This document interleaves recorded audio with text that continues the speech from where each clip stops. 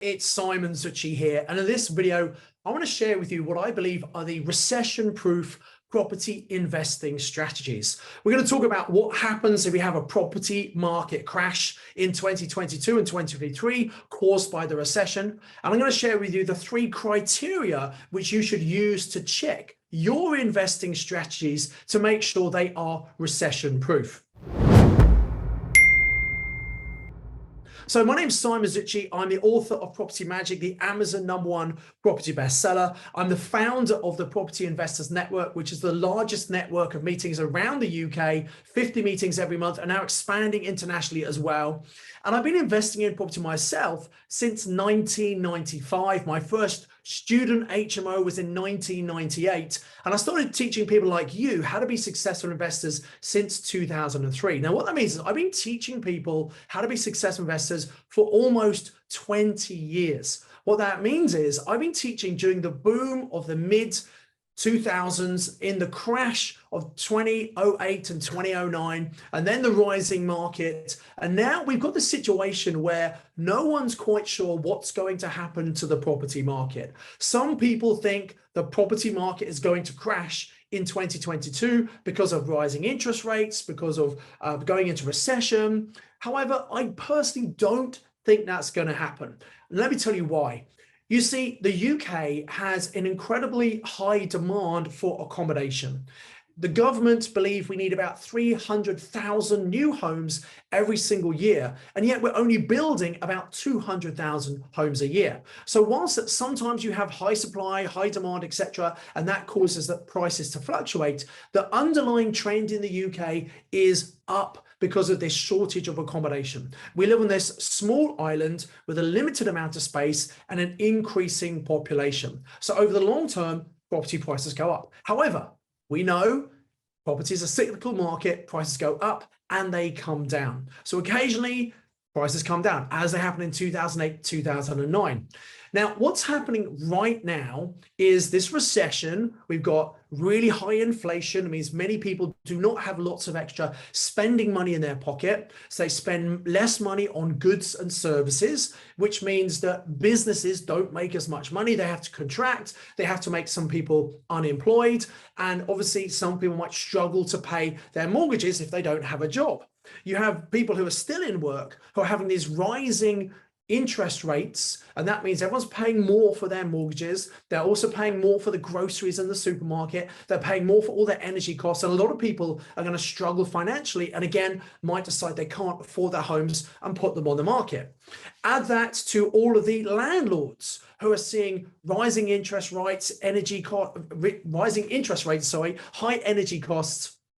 And some of those people say, you know what, I've had great capital growth over the last 12 years. Maybe I should sell some or all of my investment properties. Now, it's only a small number of landlords, but with over 2 million private landlords in the UK, if just 5% of those decide to sell properties, that's 100,000 landlords, and some of them might have 1 property, some might have 20 properties. There could be hundreds of thousands of properties coming to the market over the next 6 months. So what's that going to do to the market? Well, I certainly think we're going to see a slight correction, and in some places we've already seen that start to happen. I don't think we're going to see a crash. I might be wrong. I've been wrong before, but here's what I do think.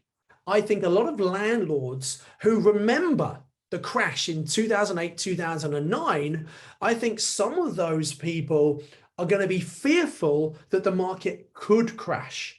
Therefore, they might be far more flexible on price and or terms to sell their properties and get rid of them. So I think there's going to be great opportunities in the market right now if you know what you're doing. Now, I've talked about this in previous videos, but I just want to remind you, some people say, hey, Simon, well, if prices might come down, should we wait? Should we wait until the market crashes and then we decide to buy?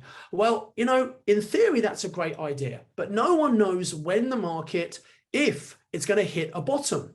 And if it does hit the bottom and everyone knows it's hit the bottom, it's almost too late, because then all sellers have this belief that someone's going to come along and pay more money for their property because the market goes up after it's come down. So actually, when the market's coming down, if it does come down, is one of the best times to buy to get really good deals.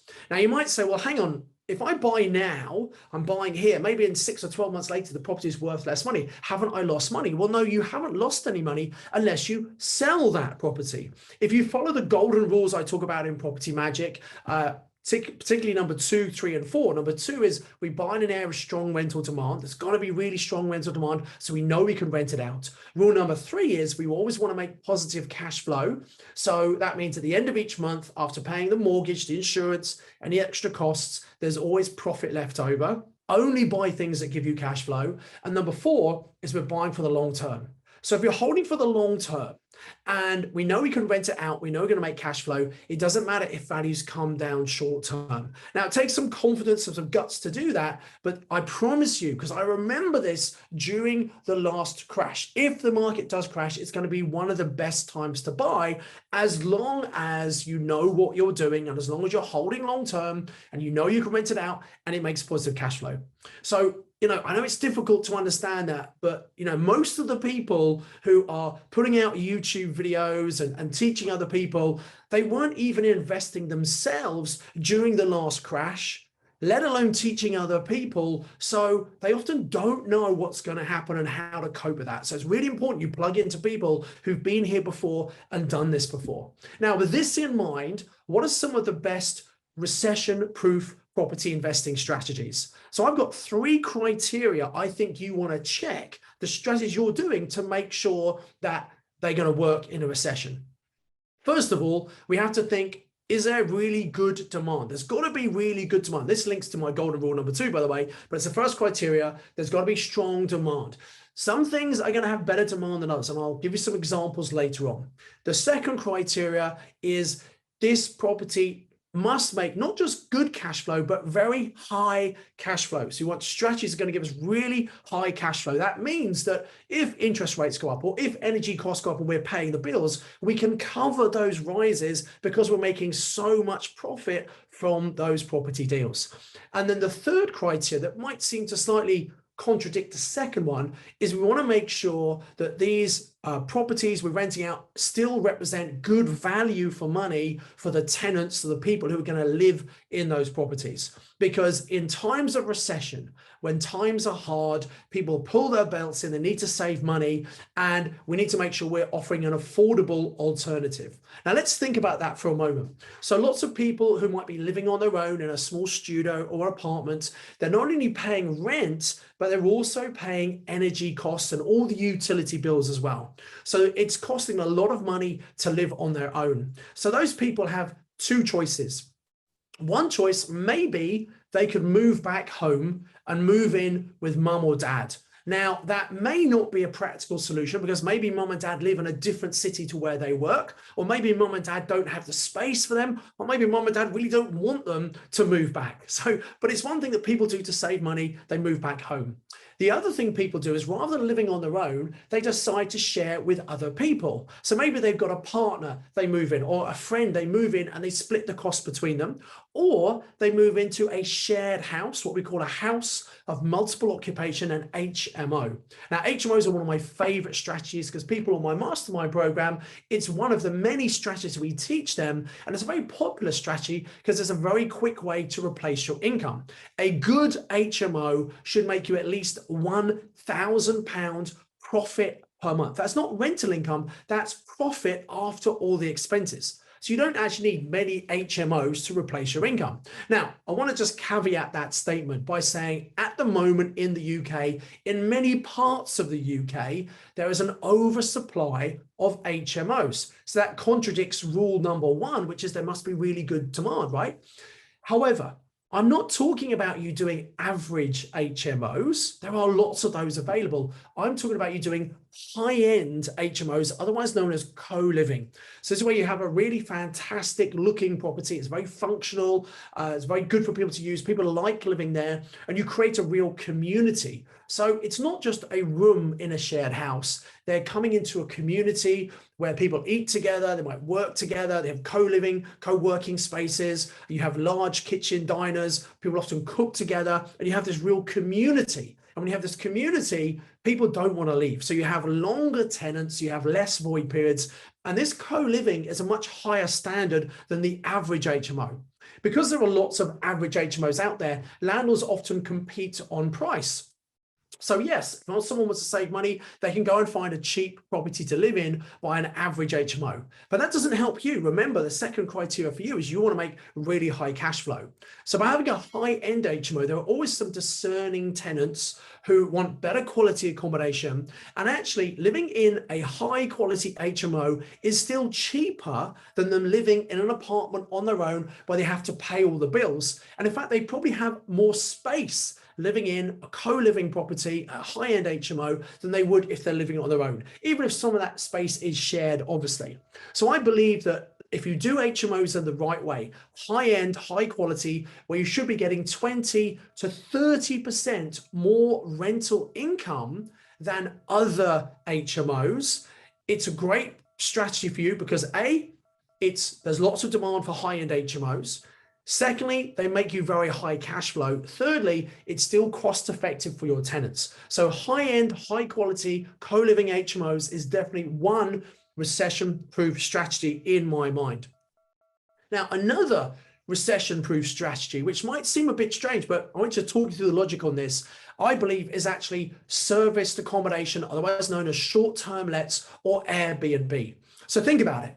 You know, to travel internationally, to fly somewhere at the moment is very, very smart. I've been on quite a few international trips this year already, not as many as I'd normally do because it's very, very expensive. Airlines are expensive for two reasons. One is a lot of airlines and holiday companies and international hotels are providing holidays for people who booked in 2020 or 2021. They couldn't do them because of lockdowns and COVID. And a lot of those holidays are being fulfilled now in 2022. So there's not a lot of spare capacity. Thus, they increase the price. And also we have very high costs of fuel. Aviation fuel is very expensive because of the Ukraine war and everything going on around the world. So it's very expensive to do international flights, and hotels are very expensive as well. Now, I'm not saying people aren't going to go on holiday internationally. If you take a middle-class family who might have several overseas holidays each year, I think they'll reduce the number of overseas holidays, but they'll still want to go on holiday, so they'll probably holiday